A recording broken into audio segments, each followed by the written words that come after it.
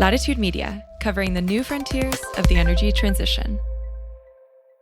I'm Shayle Kann, and this is Catalyst. The power grid didn't need DERs that much in 2015.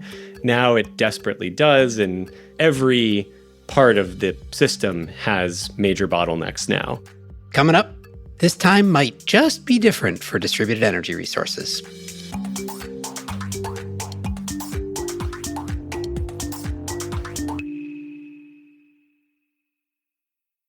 Catalyst is brought to you by Antenna Group, the communications and marketing partner for mission-driven organizations developing and adopting climate solutions. Their team of experts help businesses like yours identify, refine, and amplify your authentic climate story. With over 3 decades of experience as a growth partner to the most consequential brands in the industry, their team is ready to make an impact on day one. Get started today at antennagroup.com. Need to accelerate procurement for an upcoming solar or storage project? ANSA is your best source of intel to stay on top of current policy, tariff, domestic content, and supply chain issues. ANSA's team of experts is available to help you adjust procurement strategies, secure safe harbor products, and find existing inventory in the U.S. as policy continues to evolve. Learn more about ANSA's subscription and service options to help you navigate an uncertain market at go.ansarenewables.com/latitude. Imagine a world where connected devices like EVs, home batteries, and smart thermostats work together to support a more efficient, reliable, and affordable power grid. Energy Hub is making this vision a reality today. With Energy Hub's Edge DERMS platform, utilities can create virtual power plants through customer-centric flexibility programs, making it easy to manage distributed resources and balance the grid. Unlock grid flexibility and reliability through cross-DER management with Energy Hub, the trusted Edge DERMS leader. Visit energyhub.com to learn more. I'm Shayle Kann. I invest in early-stage companies at Energy Impact Partners. Welcome. Here's a headline from The Guardian in July 2014. Quote, "Will the microgrid put major power companies out of business?" End quote. If you were around energy circles at that time, which I was, you'll remember lots of these headlines, as well as the general concept of the utility death spiral, which was a phrase that was thrown around a lot in those days. Long story short, surprise, surprise, it didn't happen. And I don't actually even think that is really worth talking about now because it's definitely not happening these days. But the backdrop to that line of thinking was the concept that we were going to see this wave of distributed energy resources that would decentralize the grid. They'd provide flexibility and resilience. They'd give customers more autonomy over their own power supply. Did that part happen? A little bit. But honestly, at the macro level, not that much. So the industry has a lot of battle scars around this whole concept. But times change, and there is good reason to revisit some priors here, which is exactly what I've been thinking about lately as I evaluate a whole host of new startups in the DER space. And as so often happens, while I'm thinking about a thing, my partner and head of research at EIP where I work, Andy Lubershane, is writing about it. So he did. He published a great piece last week that's called "Finally, the Time is Right for DERs." And let me just say, he and I are both pretty bullish that the time is indeed right now for reasons we will discuss. But we do have plenty of learnings from watching this market largely fail to deliver its full promise over the last decade or so. If you are working on something truly novel and suited to the moment in this space, get in touch with us. But in the meantime, let's get into it. Andy, welcome back as always. Excited to be back, as always. Okay, distributed energy resources. I don't want to spend a ton of time just laying out all of the different types of distributed energy resources to start, but I thought you had kind of a useful categorization in this article that you put together. So start by categorizing, how do you separate out the different types of DERs? So in this article, I have a whole taxonomy, but we want to get into the details. I think there's really 2 key categories of DERs, and they're the things that are distributed capacity resources, which I can define in a second, and then the things that are not. And maybe it's easier to start with the things that are not, which is energy efficiency and solar are sort of the 2 primary categories of DER that don't really provide you dispatchable capacity if you're a grid operator. And I don't want to throw shade on energy efficiency and distributed solar because I think those can both be extremely valuable resources, including for grid planners. not as much for grid operators because they don't give you enough real-time control, which is the real challenge here. But for grid planners, they can be extremely valuable. We should be considering them as a part of integrated resource plans for the power system. We should very much be counting on them, pushing the boundaries of them, et cetera. But the challenge is that what grid operators need increasingly today are resources where they give you a button, an on-off button, so that you can provide capacity to the grid when it's needed and ideally for however long it's needed. And the problem with energy efficiency in solar is that while you can take a typical profile that those resources give you on a planning basis, they don't give you an on-off button that operators can use in a real-time basis, which is really increasingly valuable. And then the other category, the things that are dispatchable capacity, which you should just run through a quick list of, they do give you the on-off button, but they do not generally give you the on-off button as long as you want it bit, right? That is important to note. Of course, yeah. I mean, yeah, there's mostly no such thing as a perfect energy resource here. And I mean, the closest thing to a perfect resource from the perspective of a grid operator is, a flexible distributed genset of some sort that can turn on and off really quickly, can ramp up and ramp down very quickly. And ideally, if it's a natural gas genset and tied into a gas distribution line or a gas transmission line, it really can, operate just like any other power generation resource and give you an on-off button and turn on for as long as needed, particularly if it's a really efficient, low emissions natural gas genset. For example, one of our portfolio companies, the EIP, Enchanted Rock, has been deploying that type of resource for a long time now. And so, it's not restricted by air permitting concerns. That's the closest thing to a perfect resource from a grid operator standpoint, because it's just like a centralized generation asset. It just happens to be spread out there at the edge of the grid. So that's one category, is distributed generation. But some of the newer categories that I think are interesting, that's one category. There's kind of two other primary categories of distributed capacity resource that do give you some degree of on-off button. The first is flexible loads, basically some piece of equipment out there on a customer premise that is capable of being turned on or off and ramped up and down quickly in response to some kind of signal from a grid operator. And one sort of name for flexible loads, the name we have known them by for most of the history of DERs, is demand response, which is just a setup in which a grid operator or utility comes to an agreement with a customer to operate those flexible loads in response to some kind of signal. And these demand response programs have taken a variety of forms for many years, sometimes bidding into energy markets in the wholesale supply side of the market, sometimes as utility resources. But in general, the idea is this is customer stuff that's turning on and off.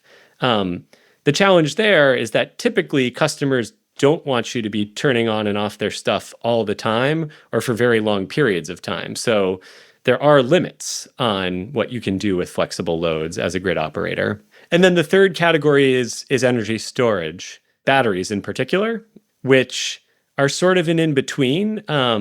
They're great from a customer standpoint because to a certain extent, if a customer has a battery on their property, they don't necessarily care what that battery is doing most of the time.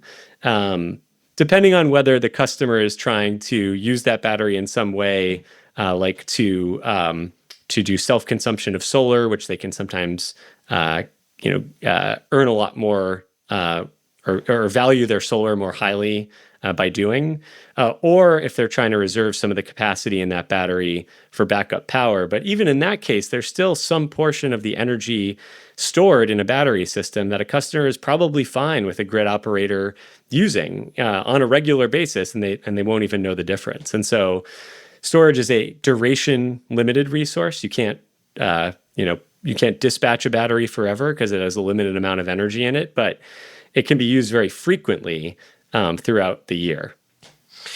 Okay, so good categorization of all the different kinds of DERs. You and I were both around a decade plus ago, when there was a lot of hype around DERs. At that point, I don't know, it was about thermostats. It was maybe a little bit about batteries, kind of early days of batteries. It was about EV chargers, maybe managed charging, stuff like that. There's different technologies, but the hype was very exciting. People talked about decentralizing the electricity system and things like that. And long story short, that's not what happened at this point. So how would you diagnose, why didn't it take off?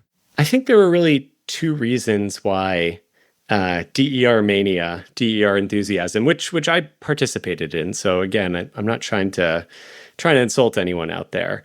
I think there was two primary reasons why it was too early in the early to mid 2010s, which is when all of that conversation about the utility death spiral and the New York reforming the energy vision proceeding and all these other, extremely optimistic DER forecasts and plans were coming out.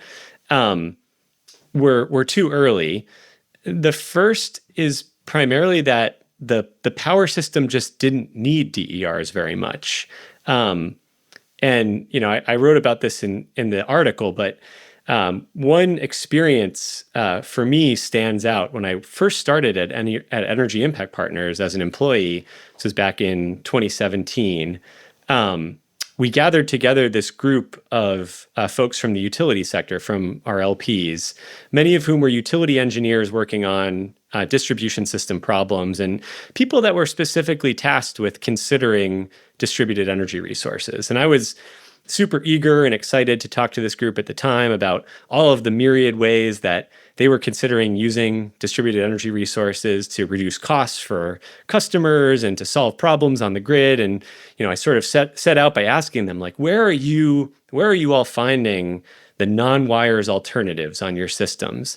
Because if you were a DER fan at that point, non-wires alternatives was this very exciting concept where utilities could use things like load flexibility or distributed batteries as an alternative to building out new substation capacity, making significant distribution system upgrades that were otherwise very costly. So I asked the group, where are you finding all these non-wires alternatives?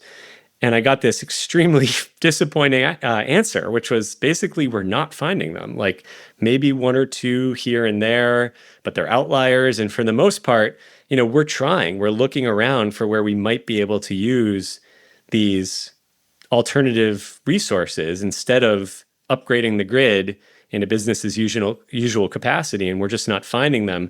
And I really came to believe that these people were operating very much in good faith. Like they were looking and they just were not finding them. And that's in part just because, as we know at a macro level, the past 15, 20 years in the power system, we just haven't seen till very recently much load growth. So there just weren't that many places on the grid where there was tremendous amount of pressure to upgrade things quickly. It wasn't all that expensive to make the upgrades that were needed in most cases where they were needed. And so one reason we just didn't see that much interest in DERs is because we didn't need them for a long time.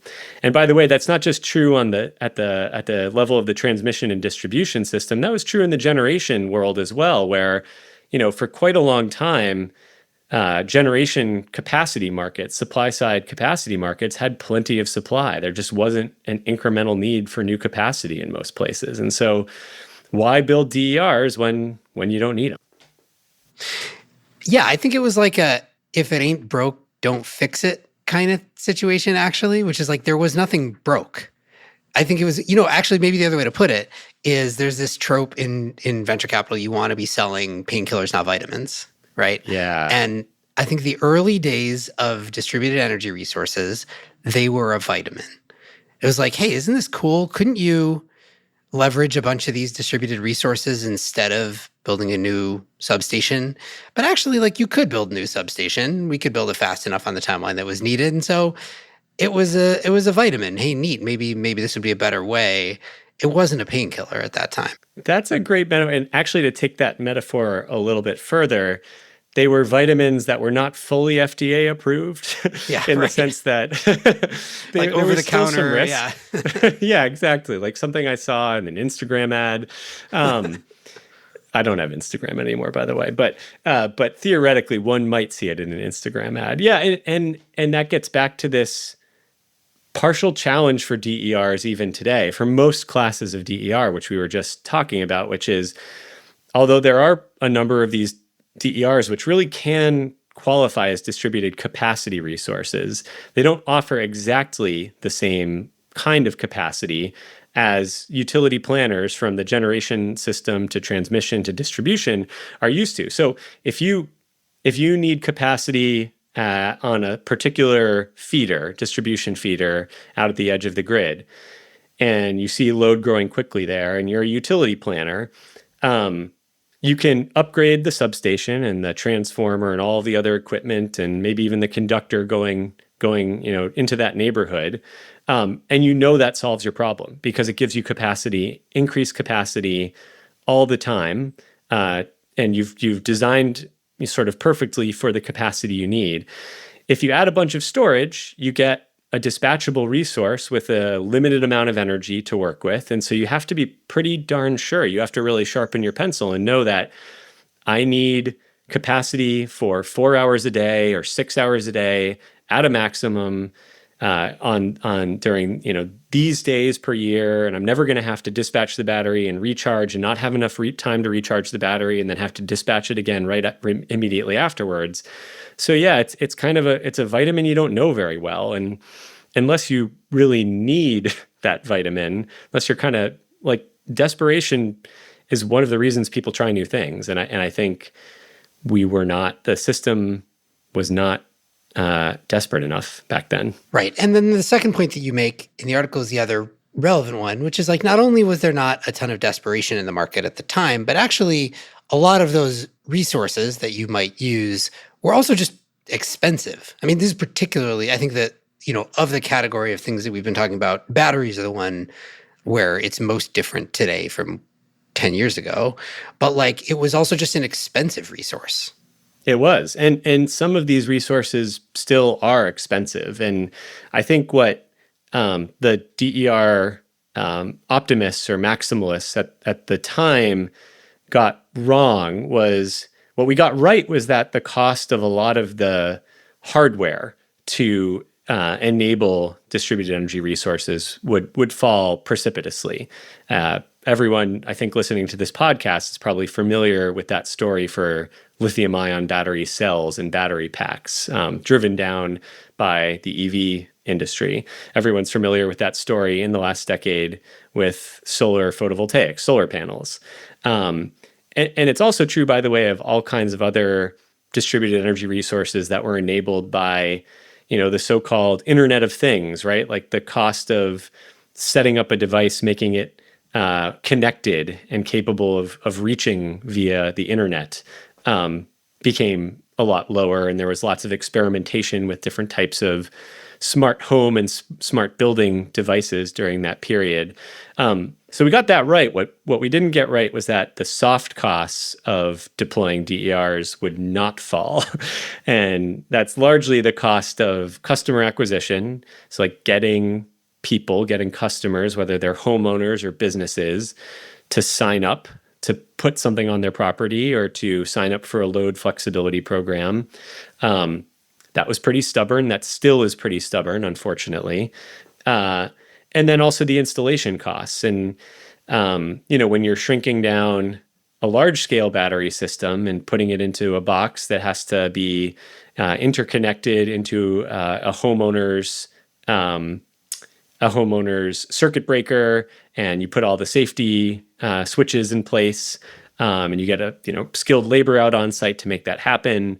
It adds a lot of cost, and so even during this period, as battery prices plummeted, we didn't really see the same thing happen with like the cost of a fully installed residential battery system. And in fact, there's some evidence now, just in the past few years, that that's finally starting to budge. But it really has been like a past, 2 to 3 years phenomenon where we've started to see, especially for batteries, the cost of systems start to really come down a bit.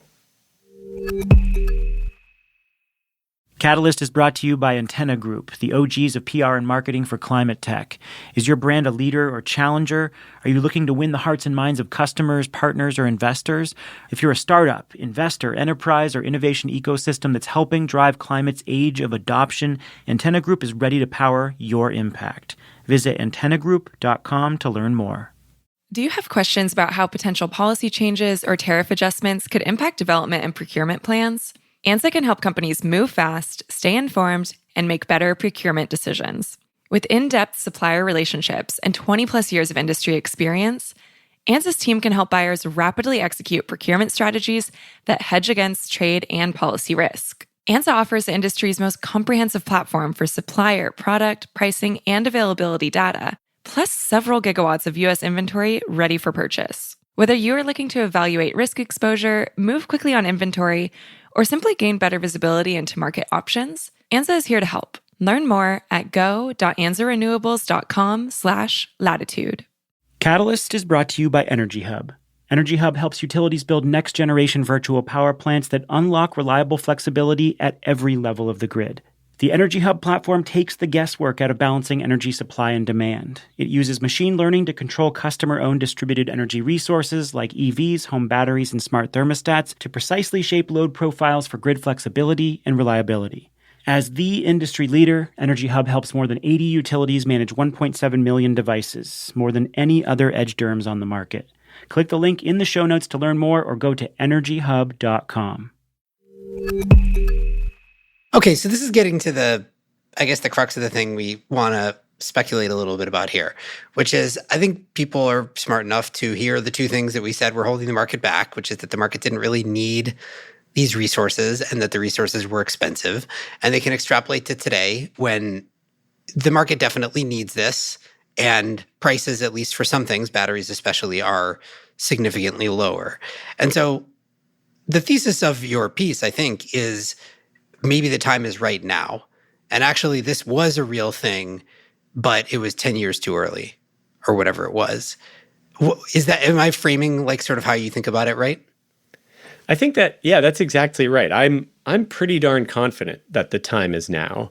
Of the two big blockers from 10 years ago, I think one of them is completely flipped on its head, which is the power grid didn't need DERs that much in 2015. Now it desperately does. And, you and I have talked about all of the reasons for that on this podcast before. There's this electricity gauntlet metaphor that we've been using at EIP for the past few years to describe the state of the market. We don't have to be labor here, but like every part of the system has major bottlenecks now. So if I convened that same group of utility engineers from 2017, if I convened them again today and said, like, are you seeing places, hot spots on your network where there's load growth that's going to be very difficult to meet and extremely expensive to build out, and upgrade a distribution feeder? Like I have zero doubt that the answer would be very different today. So that's changed a lot. I think it's still more of an open question whether and how much we can really move the cost of deploying various classes of DERs down. That's the piece that, like I said, we're starting to see budge in some ways, but it has been more stubborn over the years. And so, the hope at this point is that there is a positive cycle of reinforcement and that the need for DERs will drive more programmatic deployment of DERs by various types of grid operators, which will start to reach economies of scale and drive down the cost. And I am encouraged that we're starting to see some significant use of DERs as capacity resources start to scale, which gets us to this other three-letter acronym of virtual power plant, or VPP, where like there are real VPPs now, hundreds of megawatts in scale that are being dispatched to actually make a difference on the grid in some places. And so I think and I hope that we see economies of scale starting to create a positive feedback loop for DER deployment. Just to play devil's advocate for a minute. Well, first let me say where I'm not going to play devil's advocate, which is actually I don't care about the cost as much, because just whether or not the costs come down significantly from here, it's all about comparative cost, and the cost of the comparison is going up, right? So if you're just thinking about this as capacity, well, the cost of capacity has clearly gone up. Procuring any other type of capacity is more expensive than it was before. We've talked before on this podcast about the cost of natural gas turbines, which has been rising. But, the cost of retail electricity, which is what a lot of these resources get compared against from a customer perspective, is going up. So I actually don't worry that much about the cost. It matters, of course, but that to me is not the bigger question here. The bigger question for me actually is your first thing about it's proven that the market needs it. And so it's going to happen. And where so many different technologies and categories have hit a brick wall in electricity historically is where people assume that just because a thing is better or even needed, it will happen. But instead, everything moves too slowly and is driven by these esoteric state level regulations and utility programs that take forever to be introduced. And they're introduced, but then they're too small, or they have rules that are hard to meet, or whatever. So, you just said the thing that is the counterpoint in my mind, which is we have actual VPPs being dispatched now in the hundreds of megawatts. That is it's great. I'm very excited about that. It is so little compared to the scale of the problem that we're talking about here, right? And so the question is, are we betting that those hundreds of megawatts, we've hit an inflection point, and that now the curve is going to bend upward, and hundreds of megawatts turns into gigawatts and tens of gigawatts in the next few years, 2-3 years? Is that a thing that can happen given the market construct? To your point, one of my weaknesses is that I have an economics training, and I do tend to think like an economist, which means I tend to assume people make rational decisions, and economic systems make rational decisions. And so it's a good point that there's a lot of friction in between where we are today and having really meaningful gigawatts of DER, distributed capacity resources, deployed out there. And to a certain extent, my optimism today is more of a bet that the need is so great that the economic fundamentals will, in this case, finally win out and be able to overcome those frictions. And we're starting to see, again, more, this is sort of another data point of the need, but I think it also speaks to the increasing comfort of system operators using these resources. So one of the things that actually prompted me to write this article was seeing a post from Dana Guernsey, and apologies, Dana, if I'm not pronouncing your last name correctly, but she's the CEO of Voltus, which is a big demand response aggregator. And she posted this chart on LinkedIn, which really caught my attention. We passed it around a bunch of us at EIP, and it's basically showing how many times per year Voltus's demand response resources are actually dispatched by grid operators. So not the resources they have signed up to turn down when someone calls on them, but the number of times they actually do. And that in the last 2 years has been kind of escalating off the charts. I mean, it seems to be going exponential in 2025. And, again, you could take that as just a signal, oh crap, grid operators really truly need these resources now. And it is a signal of that. And so if you're finally actually using these resources, you're probably going to want to go find more of them. But I also think it speaks to the comfort that grid operators are having with DERs as an actual solution to their problems, because it's not theoretical anymore. And so, you know, I'm not going to say I'm confident that we're getting to, every utility has a gigawatt DER program, but could every major utility in the country within 5 years have a several hundred megawatt DER program, instead of it just being a few that have a several hundred megawatt DER program?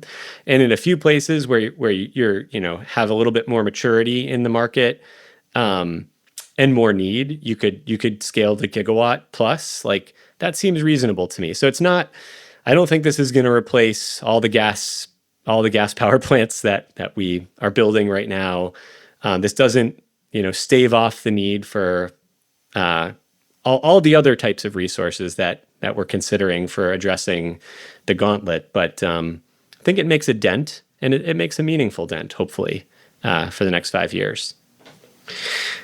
For what it's worth, I actually do agree with you, but I think it's important for us always to look the challenges of rapid evolution of the electricity market in the face, because it does happen, but it's pretty rare that it happens like rapidly. Because again, like, something needs to happen in regulated markets, right? Like, it's different. Things in ERCOT are just going to happen, but in regulated markets, something needs to happen and then proliferate pretty quickly through lots of other territories and jurisdictions and so on. So, that is a challenge, but as it starts to be, there is some tipping point that one can imagine we hit. I think that's right. Yeah, and it's going to happen at different paces for different types of resources. So while we've talked a bunch about batteries, and I am, like, my long-term view on batteries is about as bullish as it gets, as in homes and businesses and vehicles and all kinds of other things. In the near term, like in a 3 to 5 year time frame, I'm probably more optimistic about really expanding demand response. So demand response across the country has kind of been flat to even declining slightly over the past decade, which is sad. And it really shouldn't be that way. Like, there's definitely more latent demand response potential out there. It's around 25 gigawatts now. Could we double that? Like, that seems completely doable. From commercial. Can you draw the distinction Yeah. between, I'm not sure people always understand, like, what is the distinction between just expanding demand response versus this concept of a virtual power plant? Yeah, I mean, it's partially because many people, myself included, just casually use demand response as a stand-in for commercial, like, larger scale facilities offering up flexible load. In practice, you can have a virtual power plant, which is just an aggregation of resources that provides, push button control of some kind to the grid operator. Commercial and industrial facilities that have agreed to a demand response program can be a part of a virtual power plant. Usually, though, the connotation, this is all connotations, right? Because there's no strict definitions here, but the connotation of VPP, I find, tends to be smaller like aggregations of more smaller resources, and oftentimes including newer stuff like batteries, basically. But a big demand response program kind of is a virtual power plant of sorts. And I think partly the reason that demand response had a connotation as being sort of separate is because historically those resources have really not been called on very much. I mean, if you're a grid operator and you have a button that says demand response, but when you use this, you're probably going to frustrate some customers. And yes, they signed up, but they signed up to be called on only 10 times a year for up to 8 hours at a time or something along those lines. You're going to be pretty hesitant about pushing that button. And I think what really makes the demand response market grow is enrolling customers with more automation, a little bit more sophistication around how resources are dispatched, so that they can, with less impact on on customers actually be dispatched more often. So, in one of our portfolio companies at EIP is a company called Grid Beyond that's really sort of mastered doing that kind of next level of demand response with industrial consumers, where they really like look at a facility holistically and think, how can we wring the most megawatts out of that facility with the least impact on operations? And I think there's definitely more of that to be done. Call it VPP, call it demand response, but there's more of that resource out there. Okay, so I'm going to wrap up by asking you to describe two scenarios for me. 5 years from now, first scenario, it goes right. And this DERs finally take off and start to reach the promised land. And they solve a meaningful portion of the gauntlet problem. What does that look like? Like, how do we get there? To your point, I think we need to start soon because these things take time.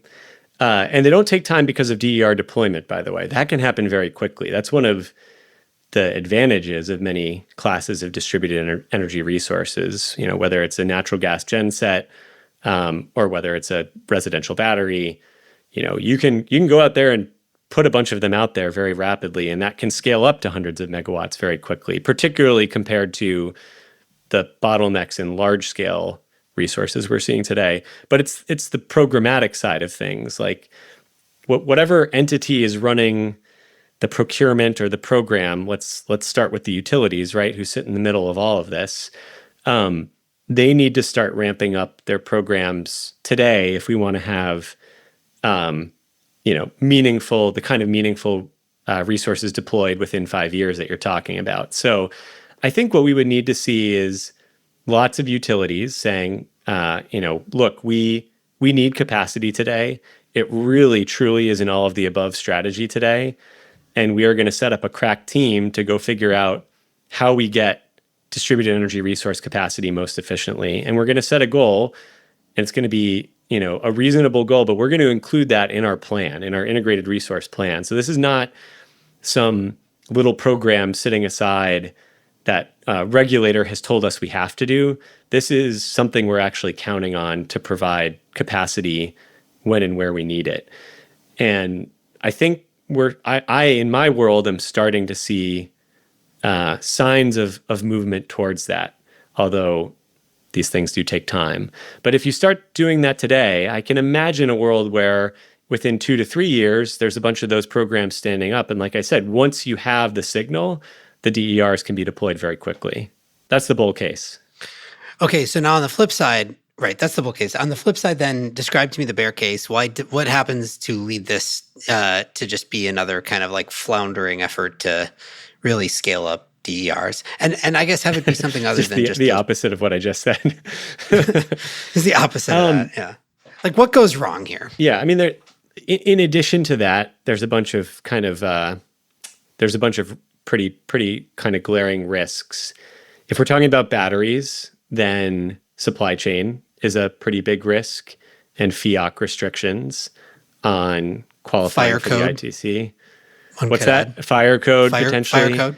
So far, that's not been a problem for residential batteries. It has been in larger commercial buildings and dense cities in some cases. I'm less worried about that. But batteries just not falling in price, like batteries continuing to be really expensive is the real challenge. Like batteries do need to get cheaper. Not the cells, right? Those have gotten really cheap, but the full systems need to get cheaper if they're going to be really cost-effective resources. That probably means some portion of the battery, like the cells, at least for a while longer, is coming from China. I guess the other one is like, this is somewhat related to programmatic approaches to deploy them not moving fast enough, but continued hesitancy on using resources that do have some limitations, right? Because utility planners, they are inherently always going to prefer a 100% solution. That's how we've built the grid in the past, and nobody gets fired for putting in place a 100% solution that is going to work every day for all of the hours of the day, all the time. If you're going to put in a a solution that's not 100%, that has some capacity utilization limitations, like a battery or most load flexibility, and even some gensets, because for the most part, you're not going to run a natural gas genset indefinitely, truly for, the entire year. You need to really plan for it much more carefully, because you need to make sure that, if you have a 4-hour battery or 6-hour battery, you really have enough juice to get through the peaks when you need them. So in addition, like utilities really need to plan for these resources very carefully and accept that they are not going to get they're going to get 100% solution for their actual problem, not for all problems that could potentially arise. And that's tough. Like that's legitimately, I understand fully why that's not their go-to and why that requires a mental shift. And they're not, historically, have not been incentivized to do it. All right, Andy, fun as always. Sure, we'll do it again as soon as you intuit what is already on my mind and write another article, which will happen 2 weeks from now or something. Always a great time. And it's fun to be podding with another longtime DER believer. Andy Lubershane is a partner at EIP with me and our head of research. This show is a production of Latitude Media. You can head over to latitudemedia.com for links to today's topics. Latitude is supported by Prelude Ventures. This episode was produced by Daniel Woldorff. Mixing and theme song by Sean Marquand. Stephen Lacey is our executive editor. I'm Shayle Kann, and this is Catalyst.